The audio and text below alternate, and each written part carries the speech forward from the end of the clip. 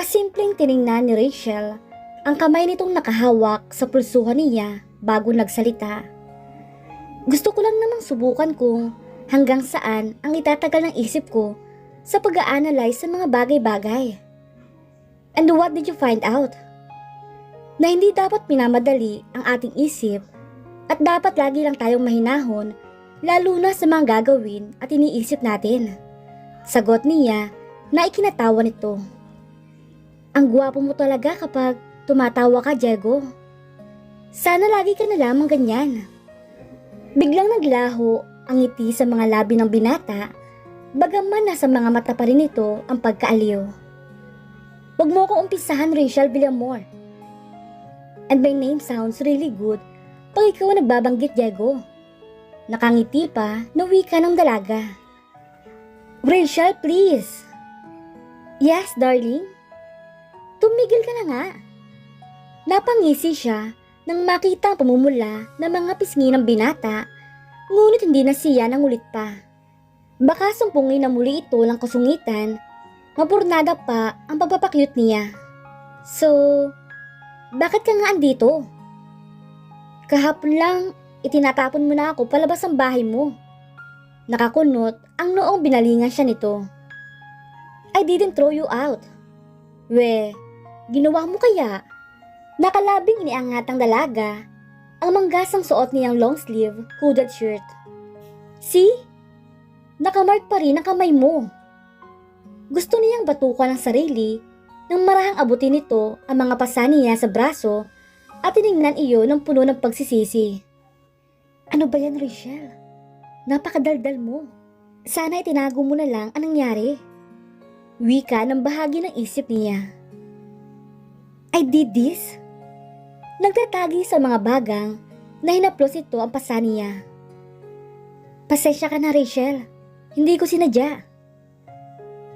Naku, wala yan. Wika ni Rachel, sabay hatak sa braso niya. Pinigilan niyang mapangiwi nang masagi ng palad niya ang bahaging na pinsala. Simpleng pasalang naman to, Diego. You don't have really to worry. Saka kasalanan ko rin naman. Let's go. Napakamot na lamang siya sa kilay niya nang basa na lang siya ang talikuran ni Diego. Eto na nga bang sinasabi ko sa iyo, Rachel? Kung bakit naman kasi ang gandang-ganda na atmosphere sa paligid nilang dalawa ay naisipan pa niyang magpaawa effect dito. Ano kasi, Diego, my loves? Ni hindi siya nilingon ito. Honey, my darling, baby, tawag pa ni Rachel. Bakit mo ba ginagawa ang lahat ng ito, Rachel? Ha? Napatras siya nang bigla siya sikmatan nito. Tinoyo na naman yata ang mahal niya. Naku po. Ang alin ba? That liking me. Natigilan siya sa tanong ng binata. Bakit nga ba? Kung tutuusin, dapat ay kamuhian na lamang niya ito. Dapat ay kainisan at tigilan niya ito dahil lagi siyang sinusungitan ito. Pero sa hindi niya malamang dahilan, ito pa rin ang pilit na nililingon ng kanyang batang puso. Ito pa din ang laman ng isip at puso niya. Hindi ko nga din alam eh. Kailangan ba may rason para magustuhan ng isang tao? Nakatitig na wika ni Rachel. Gasgas ng linya na yan, Rachel. Eh anong magagawa ko? I like you kahit sinusungitan mo ko. I like you more kahit lagi mo kong sinisigawan. And I like you most pag sinusubukan mo akong alisin sa buhay mo. Bigla siyang nanginig. Ew, so dramatic. Don't make me say those words again. Ganyan mo na ba talaga ako kagusto? Naitirik niya ang mga mata. Sinabi ko na, di ba? Ipinagsigawan ko na kaya yan sa buong bayan. Ikaw lang naman ang manhid na hindi naniniwala. I'm sorry. What? I'm sorry for hurting you. Tagos hanggang sa pinakamatigas na laman niya ang sinabi nito. Napangiti si Rachel ng napakatamis. Okay lang naman na masaktan ako. Basta hayaan mo lamang na manatili ako sa tabi mo. Bago pa man ito makapagsalita, ay mabilis na hinatak niya ang kwelyo na suot nitong polo shirt sa kapatiyad na ginawaran nito ng magaan na halik sa pisngi. Pero mas okay kung hayaan mo ako maka-score lagi ng ganito. Nakangising, tinapik niya ang pisngi ng binatang hinalikan niya. Sandaling pinangmasdan lang siya ni Diego bago nito pabirong pinitik ang kanyang noo. Ang bilis mo naman. Nalingat lamang ako sandali, nakatuka ka na kagad. Ang mabilis ang siya nagwawagi. Ganoon na lamang ang halakak ni Diego sa sinabi niya. Pakiramdam tuloy niya ay siya pinakamasayang nilalang sa buong mundo. She had always been around Diego. Pero ni minsan yata ay hindi niya ito napatawa ng tulad ngayon. Hiniling niya sana ay hindi matapos ang oras na ito. Pero gaya ng ibang kwento, laging may istorbo. Diego!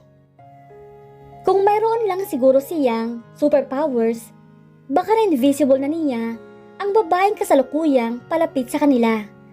Kasunod ang tatlong alipores nito. Heidi, sambit ni Diego. He suddenly let go of her arm. Parang nakalimutan na rin itong kani-kanina lamang ay concern nito sa kanya at may sarili na silang mundo. What are you doing here? Akala ko ba may practice kayo? Seryosong wika ng binata. Si Heidi, ang current girlfriend ni Diego, na wala na yatang ibang pastime kundi ang pasikipin ang mundo nila. We were in the middle of practice nang sabihin sa akin ni Liza na hinaharas ka ulit ng uhuging batang ito. Mataray na wika ng babae. Hello Heidi, lumalaki yata ang dibdib natin ah. Saan mo pinabombahan yan? What? Napangiti si Rachel nang takpan ito ng dalawang kamay ang naglulumuwang dibdib nito. These are natural. Huwag mo ikumpara sa'yo.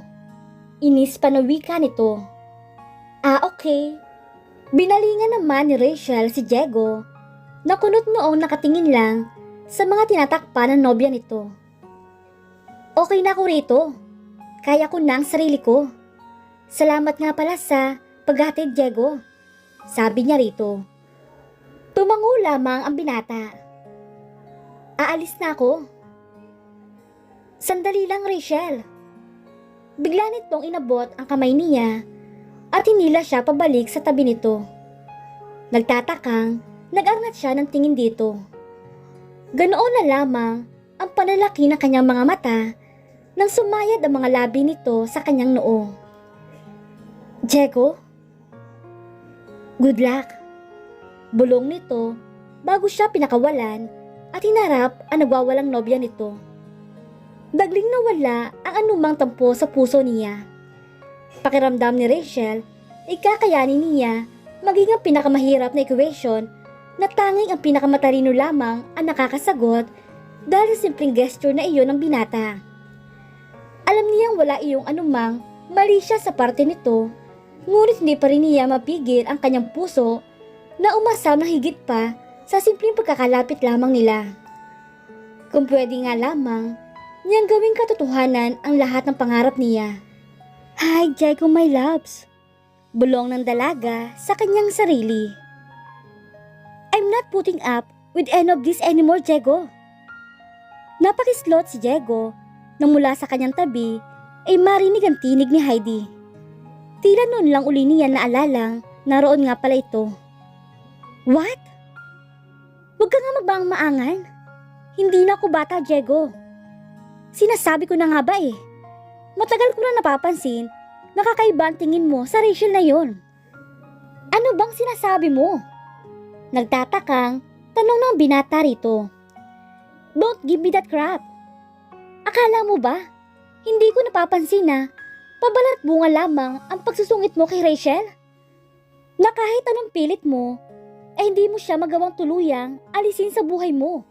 Na kahit gaano mo pa, pilit na ipakita sa lahat na hindi mo siya gusto, ay hindi mo pa rin mapigilan ang sarili mo. My God, Diego! Wake up! Sa isang katulad lang ba ng babaeng yun, mo ko kayang ipagpalit? How cheap, Diego! Galit na wika ni Heidi. Alam na ng binata kung saan nahantong ang usapan nilang iyon. Sa halos isang taon nilang relasyon, ay napakasilosa at possessive na girlfriend ni Heidi. Kaya niyang palampasin ang lahat na reklamo nito. Pero insultuin nito si Rachel na wala namang kinalaman sa kanilang dalawa ay ibang bagay na iyon. Walang kinalaman si Rachel sa relasyon natin, Heidi. Kaya huwag mo siyang idamay rito. Galit na wika ng binata. So, ano ngayon? Ipagtatanggol mo na naman sa akin na babaeng yon? Ang spoiled brat na babaeng yon? Kung may brat man dito, I'm sure na hindi si Rachel yon. Malakas na sampal ang isanagot nito sa kanya. He could feel her skin burning dahil sa hapdi ng sampal nito. How dare you? Wala kang karapatan na sabihin sa akin yan. Galit pa din na wika ng babae. Grow up, Heidi! Aniyang hinihimas ang nasaktang pisngi. Pamula ngayon, break na tayo, Diego. Isang muling sampal ang iginawad sa kanya ni Heidi bago ito umalis sa kanyang harapan. Napangiwi na lamang si Diego. Hindi niya akalaing ganoon na lamang kadaling natapos ang ilang buwang relasyon nila. He had already been expecting this to turn out that way. Kung bakit, iyon ang gusto niyang malaman. Aminado siyang may bahid ng katotohanan ang ilan sa mga sinabi nito. No matter how much he wanted to hate Rachel, pero hindi niya magawa. Kahit na gaano pa niya kagustong alisin ito ng tuluyan sa buhay niya, ay hindi niya kaya. Napangiti ang binata nang maalaala ang nangyari sa kanila ni Rachel kani-kanina lamang bago dumating si Heidi. Hindi niya plano ang ginawa niyang paghalik dito kanina. Somehow, when she kissed him, may nabuhay na kung ano sa puso niya. Kaya nga nang sabihin nitong aalis na ito, biglang nataranta ang buong sistema niya. And his body just reacted instinctively. Something, ha? Nakangiting bulong niya. Maybe, finding out what that something wouldn't be a bad idea. Congratulations, Rachel! Malakas at madamdaming sigaw ni Rachel habang nakatayo siya sa labas ng pinto ng apartment ni Diego. Katatapos lamang niya ng graduation ceremony niya. Alam niyang magiging masaya siya dahil bukod sa pagiging valedictorian, inakapasa din siya sa entrance exam para sa college department ng St. Alpha University. Pero sa tuwing, maaalaala niyang wala roon ang taong inaasam-asam niyang makita sa espesyal na araw na iyon ay hindi niya maiwasang malungkot. Napabuntong hiningang, sumandal na lamang siya sa pinto ng bahay ni Diego. Hindi naka-attend ng graduation ceremony niya si Diego dahil meron itong finals. Dapat ay noong nakaraang linggo pa iyon, pero dahil biglang nagkasakit ang professor nito, ay namubang araw ng final presentation ng mga ito. Kainis naman, mahinang maktol niya. Why now, of all days? Bahagya niyang inililis ang manggas ng suot niyang puting toga. Saka sinipat ang suot na relo. It was almost 4 in the afternoon. Alauna nagsimula ang program para sa graduation. Kahit paano ay umasa siyang makakahabol ito. Pero hindi nga niya ito nakita sa buong durasyon ng programa. Muli siyang napabuntong hininga. Tinakasan niya ang party na inihanda ng magulang niya para sa kanya sa pagbabaka sakaling makita pa niya si Diego sa college department ng SAU. Pero nangalay na at lahat ang kanyang mga paa ay hindi pa rin niya nakikita ni anino ng binata. Gusto niyang i-congratulate siya nito habang suot niya ang toga. Ang ngumiti ito sa kanya gaya ng ginawa nito sa kanya noong nakaraang linggo. Mula kasi ng araw na basta na lamang siya halikan nito sa harap ng girlfriend nito ay hindi pa uli niya ito nakakasama. Naging masyadong abala kasi ito sa paghahanda sa finals ito. Siya naman ay naging abala sa graduation practice niya. Bagsak ang mga balikat na dumosdo si Rachel paupo sa semento. Saka isinubsob ang mukha sa kanyang mga tuhod. Gusto lang naman kitang makita. Nakalimutan ba nitong graduation niya? Malungkot na wika niya sa kanyang sarili. Sinasabi ko na nga ba at andito ka na naman? Biglang napaangat ang tingin si Rachel. Ang tampo at lungkot na kanina lamang mayabang na nangaapi sa puso niya. Hayun at tila napisat na langgam nang biglang tumalon ang puso niya. Diego? Para siyang may sariling spring sa mga paa na mabilis siyang tumayo. Nilundag ito at nangayumpit sa leeg nito. She was half expecting him to move away like he used to be. Pero sa halip na iwasan siya, ay ibinuka pa nito ang mga kamay at maingat na sinalo siya. Saglit na natigilan ang dalaga nang maramdaman ang paghapit ng binata sa katawan niya palapit sa katawan nito. Anong ginagawa mo rito? Hindi ba dapat andong ka sa inyo at inaasikaso ang mga bisita mo? Seryoso na tanong ng binata. Napalabi naman si Rachel. Wala ka naman doon. Isa pa, bisita naman ni na mami ang mga iyon. Marahan siyang inilayo ng binata sa katawan nito. How did you know I wasn't there? Because I didn't see you? Saglit na kumunot ang noo nito bago gumuhit ang ngiti sa mga labi.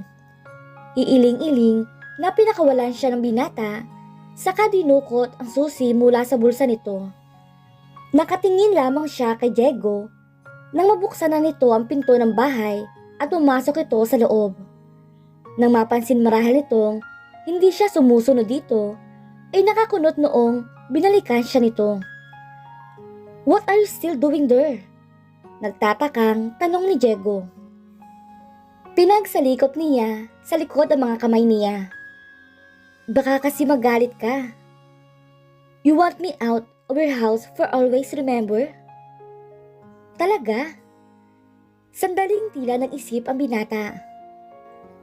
Kailan ko ba sinabi iyon? A few weeks ago. Matagal na pala. Humalukip-kip ito saka sumandal sa humba ng pinto. Hindi ba dati naman, 1 oras lamang ang itinatagal ng pababan ko sa'yo? Nalilip mo kasi agad iyon kahit walang permiso ko. You mean? Nagtibit balikat ito saka umalis sa pagkakasandal sa hamba ng pinto. Kung ayaw mong pumasok, okay lang din naman. Matutulog na lang ako.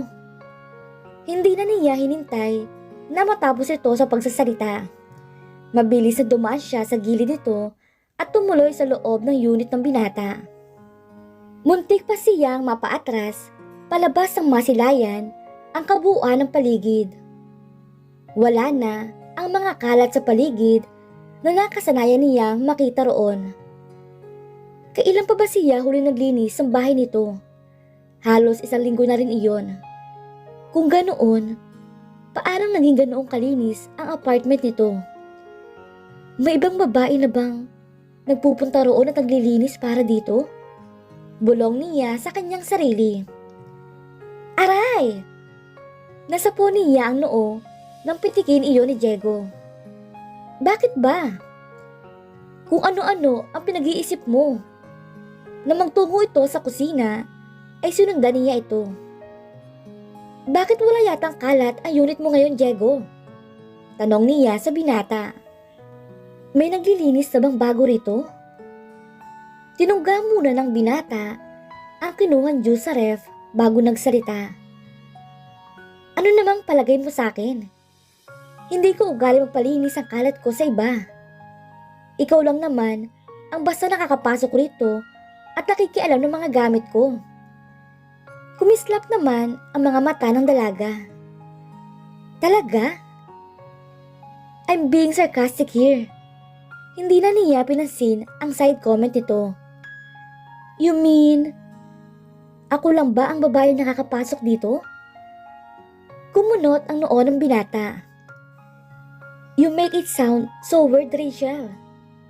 Kapag may nakarinig sa'yo, baka kung ano ang isipin nila. Wala ba talagang iba naglilinis dito? Hindi na siya sinagot ni Diego. Nang lingunin niya ito, ay nakita niyang titig na titig ito sa kanya. Napatuloy tuloy siya ng tayo. Bakit? Mula sa kanyang mukha ay bumaba ang tingin nito. Bakit ganyan ang itsura mo? Ha? Napayuko siya sa kanyang sarili. Why are you still wearing a toga? Hindi ka ba naiinitan? Well, since hindi ka naka-attend ng graduation ko, gusto ko sanang makita mo akong nakatoga. Nakasimangot na tinignan niya ito. Hindi ka kasi dumating. Nagtatampong, sumbat pa ng dalaga. Natibit balikat lamang ito. Meron kasi ako finals. Oo nga, still, napakagat labi siya. Diego? Oh, valedictorian ako. Alam ko. Wala naman yatang di nakakaalam nun, di ba? Hindi mo man lang ba ako i-congratulate? Tila nagtatampo na wika ni Rachel. Ibinalik ng binata ang bote ng juice sa rep bago makbang palapit sa kanya. Congrats! Simpleng wika ni Diego. Sabay tinapik siya nito sa ulo niya. Saka lumabas ng kusina. Naiwan si Rachel na tahimik at nakayuko lamang. Ano ba yan? Ang ganda mo naman bumati. Wala man lamang smile o kaya yakap. Kung hindi lamang talaga kita mahal, Diego, naku ka sa'kin. Wika ni Rachel sa kanyang sarili. Unti-unti na nga bang nagkakagusto si Diego kay Rachel? Paano niya ito maiiwasan? At dito na po nagtatapos ang ika-2 kabanata ng ating kwento. Maraming salamat po.